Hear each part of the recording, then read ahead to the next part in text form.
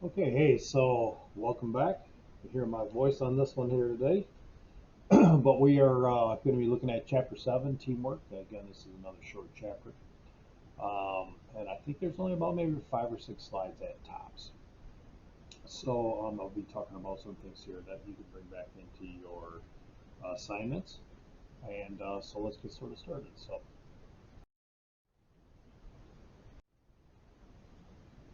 yeah, so to achieve teamwork, there's 6 steps that have to be taken place. Obviously, the first one that we're going to be doing something, you got to make a decision, right? In order to sort of put the other steps in motion. Now they do leave them blank here, but so you don't have to look them up. The other steps are called. You have to do with integrity, vision, communications, empowerment, and well-being. And obviously, you've seen those for the last few chapters, right? So as we talk about those, it's just a reminder that in all these areas, I mean, these are the chapters that we started on. So again, just a continuing on with this is like, even in the step one side of it, as the book talks about, we're talking about obviously when you make a decision, it is best to use a teamwork approach for it or a team-centered approach. Um, so again, that's the first step. One, we just get the idea that we are just going to, make the decision as a leader and going forward. But the truth of the matter is that step two, that's what it has to do with. It's the integrity of you as a team leader. And when I say that, I essentially mean this: is that are your people going to trust you to do what's right? And really, as I will actually talk to you about in a little bit, is something that's just recently happened on our softball team. Is that essentially what happens is that well, I'll get to it in a minute, but essentially what ends up happening is that like I try to put my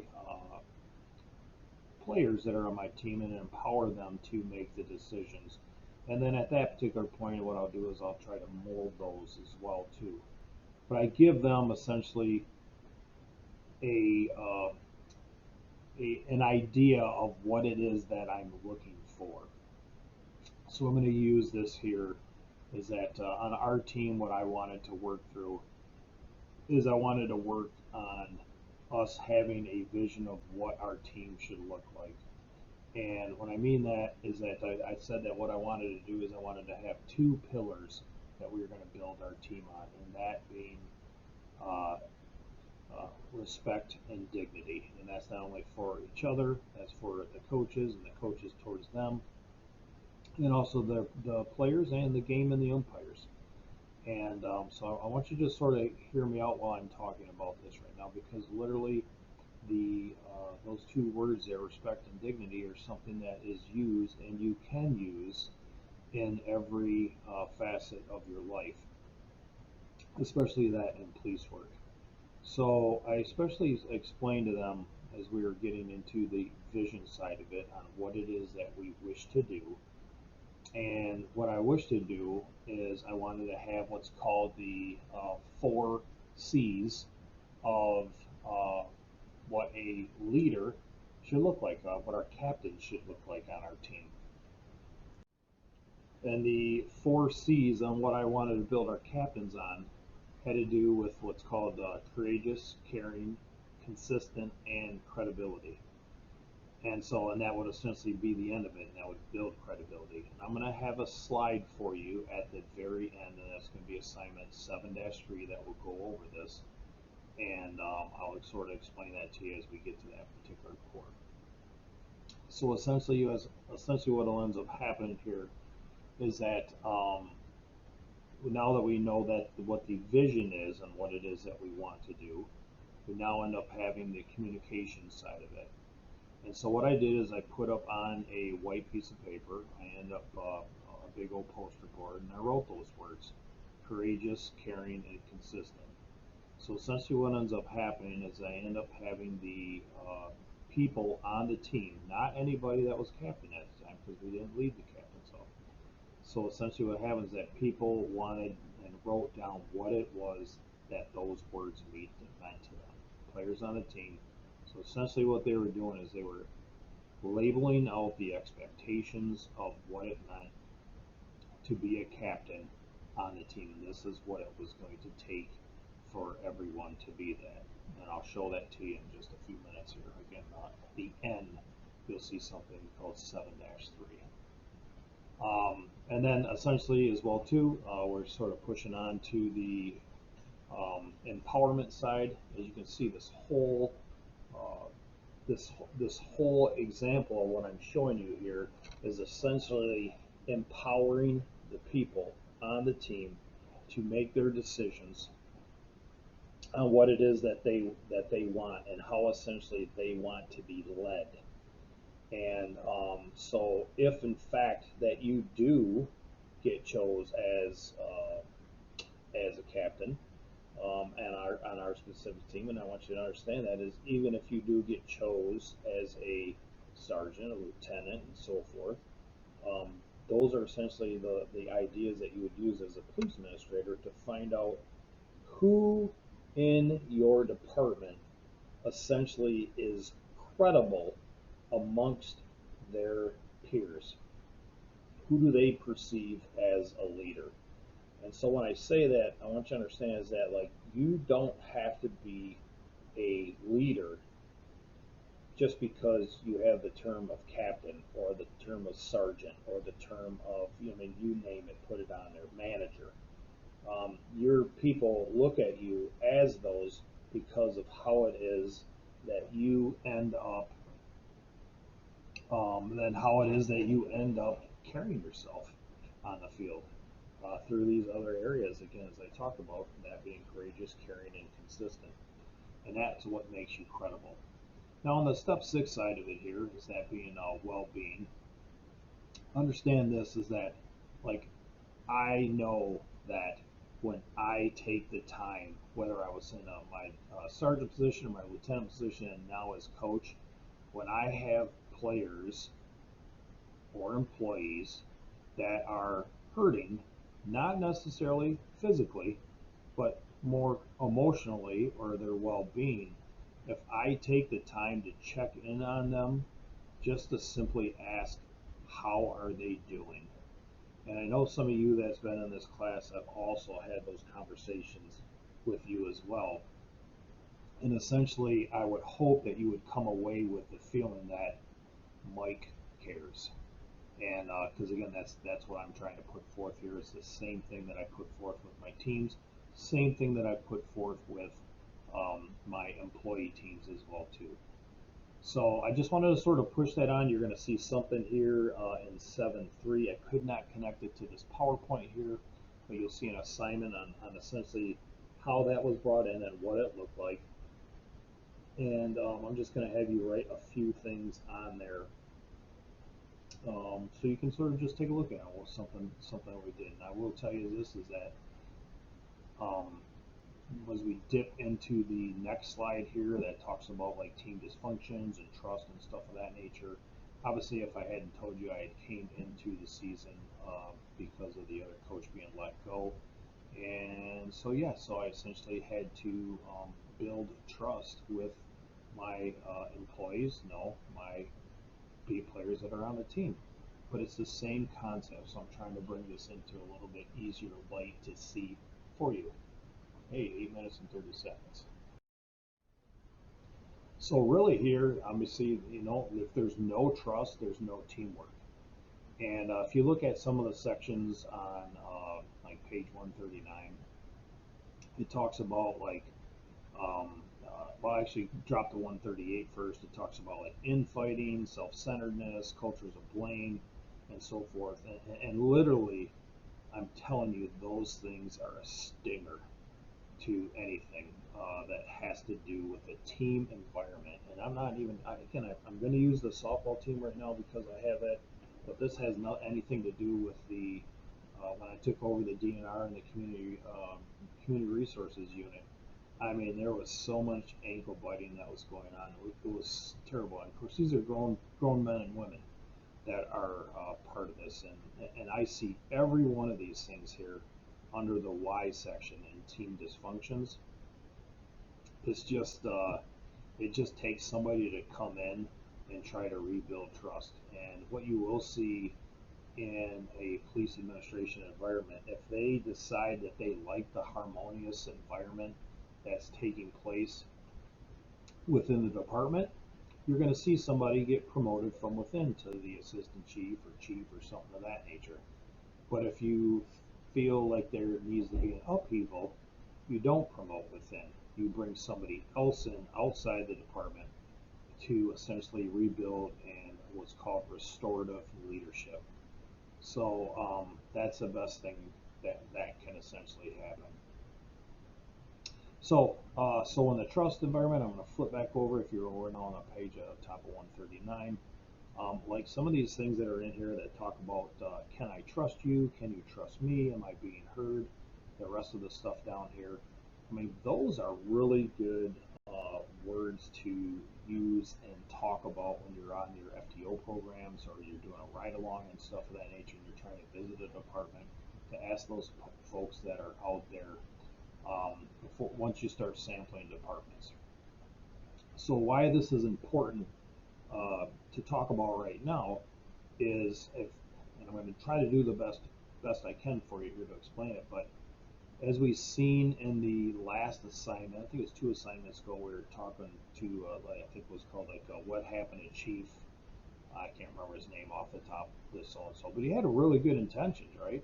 He had really good intentions coming in, but as you all did in your responses, for those of you that did respond, I mean, you nailed it on the head, right? Essentially what he does is he's creating these pockets of groups of people that he thought that he could trust and undercutting his management. And that goes right into what? It goes right into the team dysfunctions. And what did you hear from each one of those people? His senior staff, they couldn't trust them, right? They didn't feel like they were being heard. They couldn't trust the department head. And so in return, that's why they got what you see from time to time, it's called a no confidence vote. Like they have no confidence in the chief from going forward. So anyway, so I just wanted to sort of bring that side of it up here, and I'm going to push into the next segment. And the strength of the pack is in the wolf, and the strength of the wolf is in the pack. So I guess I'll just sort of leave that there. And really, for me, what that talks about is that essentially, um, yeah. So I had to click on it for a second, pause for a minute. I want to make sure I read that right. But I don't know if you knew, but this phrase came from part of what's called the second Jungle Book, which you may or may not be familiar, but that's where Rudyard Kipling came from. But essentially, what they're talking about here is that, as I talked about earlier about with the respect and dignity, is that every person is a part of a pack, right? A pack of what? Remember, it be a team, could be a volleyball team, could be your police team, whatever it may be. But if every person was the same, and they all look the same, and they all walk the same, and they all talk the same, that wolf would only be like one dimensional. So if you have a bunch of different collective ideas, or essentially wolves that all thought different ways to essentially hunt their prey, um, you can see why it would be much stronger. So what that really is saying is there to accept the diversity of opinion. I don't know how I pulled that out, but essentially, really, that's what it is to respect the diversity of opinion from your people that are within the pack, even if you are the top wolf. And I mean, I can tell you right now, I'm just going to give you another softball example. I had this last week, I had two of the players decided that they were going to tell me that I should have the lineup a certain way, and which was not in agreement with it, but I allowed them to make the lineup out for a few games of the batting lineup, and so with that I gained their respect, and it was going to be whether we won, lost, or indifferent. But the point being is that because I took the time to actually listen to them and their opinion, it brought us together closer. And that's the same thing that I did with my Department of National Resources team and the Community Resources team, is that essentially I gained their opinions. I gained their opinions on how they wished to hunt the mission statement of what our unit was going to be, and giving them those strength in that the strength in making those decisions. The pack became extremely strong. Our work group became extremely strong. So again, to the point, after about 10 or 11 months, because it does take time. This is not a 10-day time, 10 or 11 days. We essentially, I was able to leave that and hand that over to a different leader who was able to essentially continue with that plan. And the truth of the matter is what happened is that somebody within that group that we initially had got promoted to that sergeant position, and their peers wanted him to be their leader. So it's pretty awesome. So hey, there's 5 type of teams. You're going to see this in your. You're going to see this in your assignments here. So we have what's called the nominal, the minimalist, potential, the committed, and the thriving. And before we get into that, I want you to push on over to 145 so you can see this, and this will actually like dive right into one of our assignments.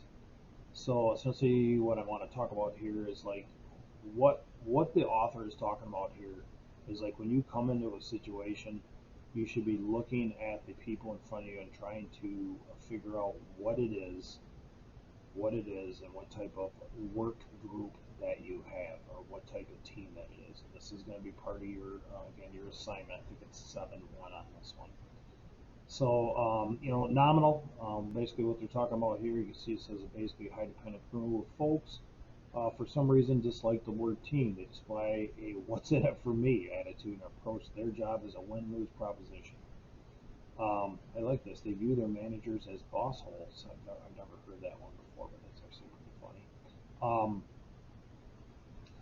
So, like, there's literally in that situation, there's no trust whatsoever. That was the group that I took over with for the community resources. Literally, they were all just trying to up one each other, and they didn't understand what the word team looked like.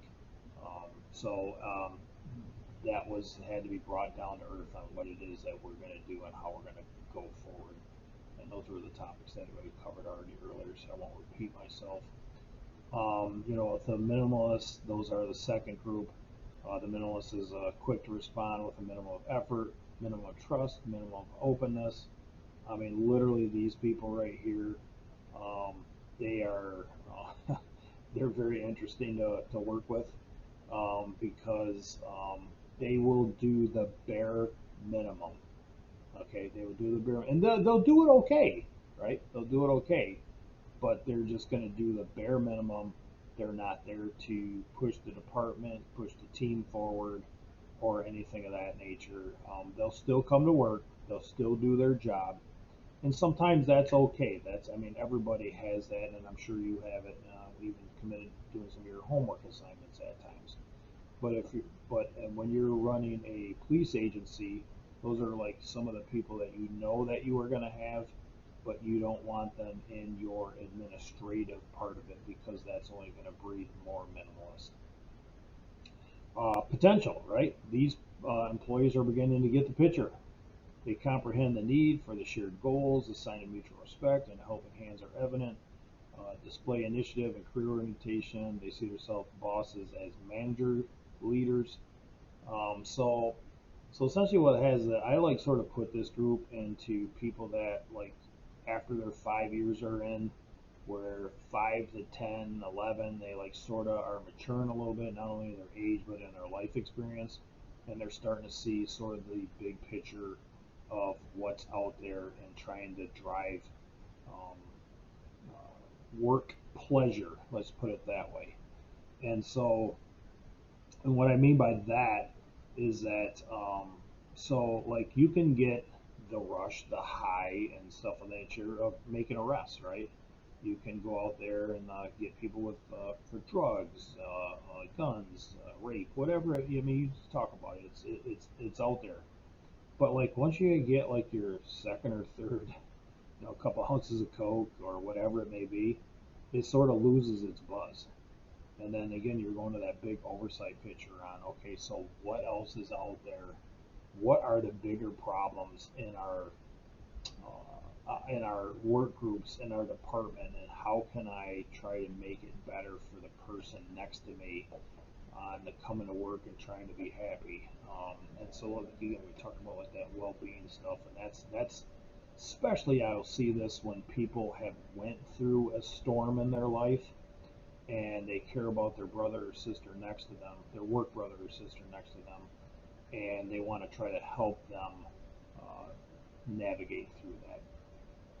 So, the committed group, that's number four. This group has developed a full capacity for operating as a team.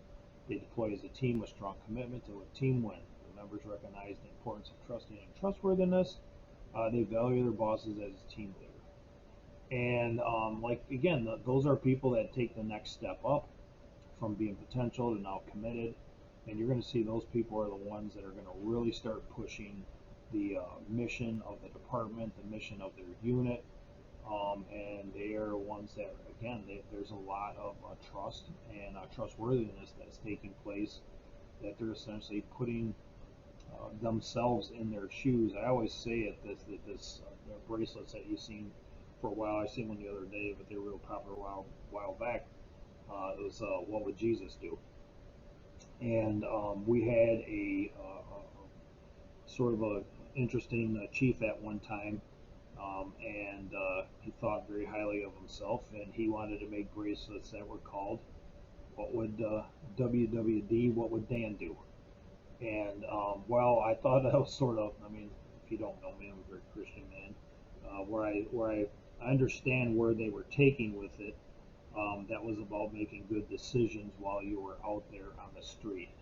And but at the same time, that would mean that they were committed to the mission and the values of the department. So um, anyway, so I just wanted to share that particular part of it. And those are thriving, right? The last part of it. All the team qualities that appear in the committed category are prominent here, but three synergies that create a breakthrough from being committed to thriving. Accomplishing and sustaining the six steps toward teamwork create a solid, top performing police team. Understand this, that literally only about 10% of the sample of this guy and his work um, really have found that this is where people at. That really their people are at where the potential and the committed. So, anyway, so that's sort of what I want to just sort of talk about in this area. You can read the part about the synergies. Um, Let me see what this next slide looks like. Yes, here we go. The three team synergies are essentially awareness, measure, and recognition, which I thought was pretty interesting. If you go to page 145 again, and they talk about the different team synergies, that specifically in awareness, the number one part like that is to make the foundation has to do with credibility. And that has to do, as I talked about there, that four C's. That's actually not even something like I brought up. I can share that article if you're interested in it. But essentially, it came from Tom Izzo from Michigan State, and it's something that's always put in place since I started doing some high level coaching, probably about maybe 7, 8 years ago. So you can go ahead and read the rest of the part of it. It has to do with rubs and groupthink, risking, clicks, bottom line. But I think the most important part of that is that to really make sure that while you're trying to remain credible, is knowing that your people have to be able to trust you. and that if you don't have their back, um, that will turn to shit in a second. I'll explain one thing real quick here. So in the city of Kalamazoo, and I just seen him at church this morning, so it was a good time to talk about this. But there was an officer. This guy, he's fantastic. Like he'd pull up into low-income neighborhoods and rake leaves for people, blow leaves for people, just so that their yards look nice, without asking. This is a police officer. He would carry a shovel in the back of his car and shovel around fire hydrants or their walks of people that he knew that um, didn't have the ability to go and do it. Just nobody asked him to do it. He just went and did it. And so that person there also, while he was driving this, he always had this gesture is that he would sort of like point his, so if you took like your finger, like if you were making a gun with it, right? So you got to point your finger and your thumb up in the air. He would essentially always like, hey, what's up? And that's the way he would always do it. And no matter if you're a police, somebody at church, whatever it may be, that was his big thing that he just did. He said, hey man, what's going on? And so he would give that salute to people in the neighborhood as well too. Well, it was taken, I don't want to say the wrong way, but it was in the wrong context where some folks thought that he was essentially pointing at them that he was going to shoot them, and they took a video of him doing that. It went viral. If you didn't see it on the news, and by all means, I mean this guy got cut at the knees, big time by the chief. And this is 100% not the guy that this is. I mean, he's really something. So the chief at that time lost a lot of credibility because this guy right here was the guy that you wanted to end up being your next sergeant, lieutenant, and captain. Uh, held every characteristic that you were looking for as a leader, and because of public opinion and trying to explain it, the chief decided to save his own ass first instead of trying to save his own credibility amongst the department. That was just one of many times that the chief decided to make the wrong decision. So anyway, so the synergies part of it, two, measure. So yeah, so with the measure side of it, I mean, really, I'll offer this up. Like I talk about the softball team and talking about have everyone their measuring stick on how it is that they're going to be treating each other and the opponents and everything has to do with like respect and dignity, and that's literally our measuring sticks on what it is that we're going to be doing. And I know that sounds like really super simple, but what happens is that like, and I'm just going to now transfer this to the police world, is like one of the events here that they talk about on the very bottom of page 146 that has to do with traffic citations. If I hadn't told you before, had worked in traffic for probably, that was my only job, and that was from 99 to 2000. So I was in there for about 2 years, and I'm sorry, 98 to 2000. So that was about 2 years. And during that time, they attributed me with about writing 15,000 traffic tickets. I did not stutter when I said that. It was. I wrote about 15,000 traffic tickets. So let's say on the low side, about 12,000. So knowing that most of my complaints that I got, because I would get probably at least one a week.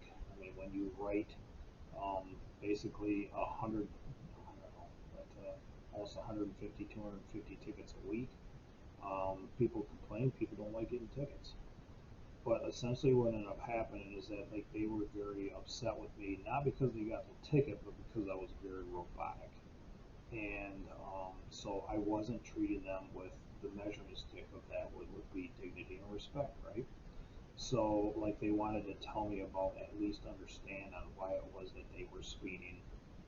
Not all of them, but some of them did. Basically that he wouldn't listen to me. And so I do understand that I could have done a better job in that area, but I was not my supervisor at the time, and my supervisor literally only cared about tickets. There wasn't a quota or anything. but he only cared about tickets. And if I wrote that much tickets, he was pretty happy.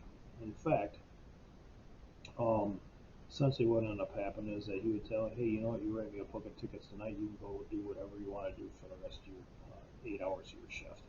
And so I would. I would write a book of tickets the first hour and a half of my shift, and I would go drive around on my motorcycle and make traffic stops on other stuff during the night, or just drive around the motorcycle.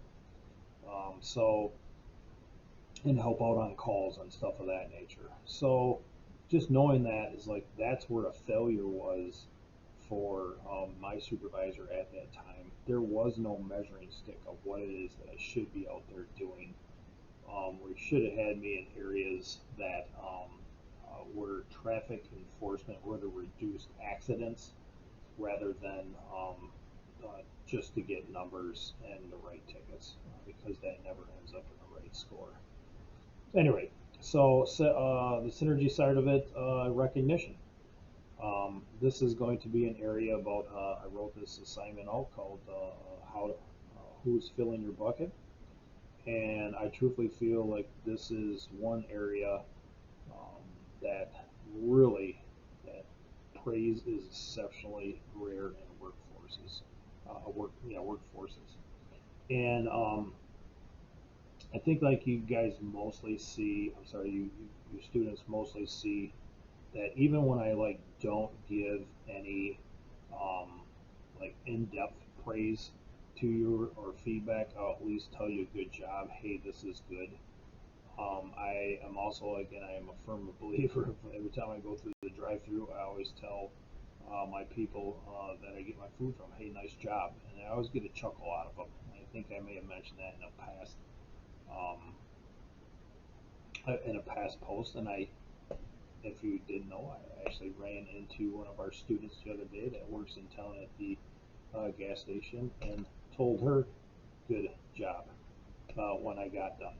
So that's just something that's in my personality, and I feel like that is a bucket filler to tell people that when I'm off duty and I'm on duty, or I'm reading your reports, your assignments, whatever it may be. So you're going to have a lesson on what's called gratitude, and that is getting and talking to the people that you're working with, and telling them about how it is that you feel appreciated, or how you are appreciated by, I guess I'm going to get this right, how you are appreciated of their work with you. Okay, that's what I wanted to say.